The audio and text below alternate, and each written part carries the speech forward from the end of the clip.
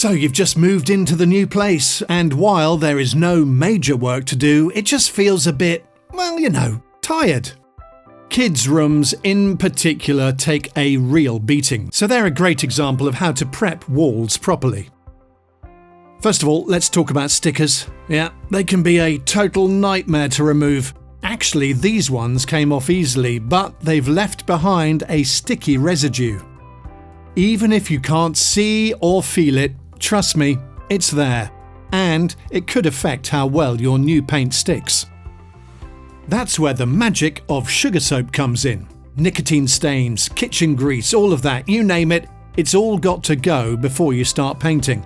Just dilute in warm water as per the instructions and start scrubbing.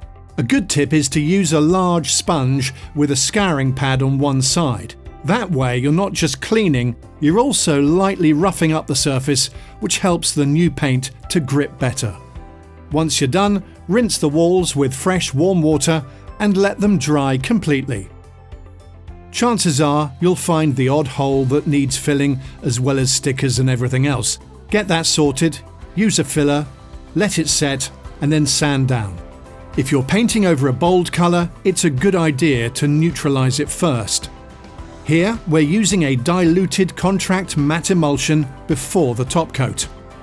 It just makes everything look fresh and gives you that nice kind of clean blank canvas feeling.